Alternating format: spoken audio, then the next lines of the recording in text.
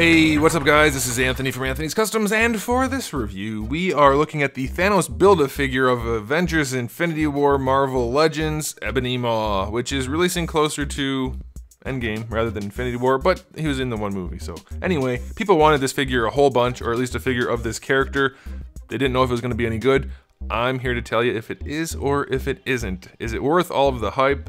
The secondhand prices are starting to go up on this guy. Is it worth it? Well, I'm about to tell you. So let's go ahead and get this guy off the stand and take a closer look. This guy stands a little over 19 centimeters, which makes him just about 7.5 inches, a little bit over that, maybe 7 5/8. He's a tall fella. Let's go ahead and put him up against Cap from the same wave. Significant height difference. I did not notice that in the movie. I wonder if other people did. He seemed like he was actually a smaller guy, I thought. Especially since he was like a telekinetic type person. You don't generally see those people with larger physiques, but he's a big guy. And he's maybe the strongest figure in the wave. It's done really, really well. Aesthetically speaking, it's awesome. I don't know how accurate it is to the movie because I didn't pay attention to his clothes that much. I know the big guy, whatever his name is, I can't think of his name right now. He was very inaccurate. This guy, I'm hoping since he came out way later, is a lot more accurate. But even if he's not, he still looks really cool. We have a bunch of different colors on here, or at least it kind of looks like it. We have a few different grays, light grays, and then we have the one main dark gray. We have the gold, and then the darker color. That's about it, but thanks to the texturing they did on the outfit, it looks like even more colors because the weaving pattern that they did makes it look like it's one tone, and then the kind of smooth stripes on there makes it look like another tone, so that looks really good. The paintwork that is there, though, is done cleanly. I like that. The face and the hands have shading on them, so that looks really good. And then his hair, even though he only has a little bit, his hair is done really nicely. Though it's worth noting, mine was not connected to his head in the package. It just glues right on there, so no big deal. But mine was not on him. So if you pull the figure out and then you see a hole missing, or a hole in the back of his head, his hair has fallen off. So check the packaging. But yeah, very, very nice sculpt, very nice paint. Aesthetically speaking, this guy gets a 9 out of 10. Very well done. A little bit sloppy on the hands, a couple issues like with the hair coming off and that kind of thing. But 9 out of 10 for the aesthetics. As far as accessories go, 0 out of 10. He has none. Unless you count the hair, which doesn't count. So 0 out of 10 for the accessories. On to the articulation. How does the head work? So you can move the head around very nicely. The hair is definitely going to fall off if you don't glue it, if it already came off for yours. But very nice range on the ball peg and on the hinge. Lollipop syndrome is a big deal here, but it does pose really well, so that's fine.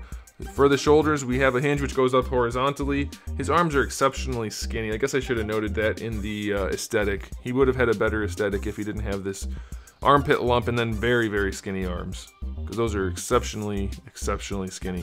But the ball hinge does work pretty well, full rotation.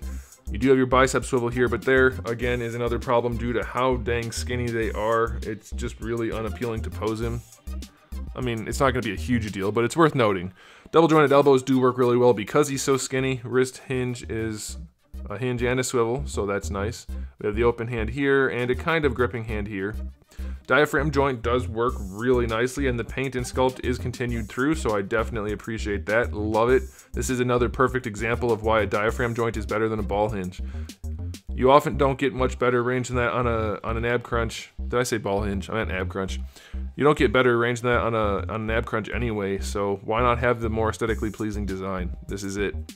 These guys are floppy, so you can still pose his legs pretty well. There is no waist twist though, so be aware of that. You only get the twist up here. But posing the legs, they go out to the side farther than most Marvel Legends, so that's a good thing. Going forward, not quite as far. That's definitely not a good thing. Definitely a lot more limited in that regard. You do get a thigh swivel, double jointed knees, which work pretty well. And then for the ankles, they go pretty much all the way back and pretty far forward, and we get a decent ankle rocker, swivel hinge. So this guy's pretty well articulated. We do have a lack of a waist twist and a little bit of lollipop syndrome. Biceps are kind of ugly when you swivel them, so 7.5 out of 10. Pretty good articulation where it is there, but in some cases we are lacking severely. All in all though, guys, this is a really solid release. Probably, well, he's definitely better than Proxima Midnight. He's definitely, why can't I not remember the big guy's name? He's probably not better than that guy, but that guy was a bath. But he's probably more accurate, so maybe he is better. He's probably the best one of Darkseid's people, so I think people are going to really like this figure. I think he's going to sell really well, and secondhand prices might shoot up on him. So if you have the opportunity to pick him up, I think you probably should. It's a really, really strong release. I'm going to give it a 8 out of 10. 8 out of 10 seems fair. Pick it up. If you find one, pick it up. If you can get it online, get it online. You won't be disappointed. And odds are, if you do need to sell it down the road, you can probably make a few bucks. So there it is, guys. Thanks for watching. If you enjoyed this video, please give it a thumbs up. And if you didn't, well, you should probably subscribe, because I do have other videos and maybe you'll like one of those. I've got thousands already on the channel and new videos up almost every single day. So make sure you come back for that. And in the meantime, keep collecting.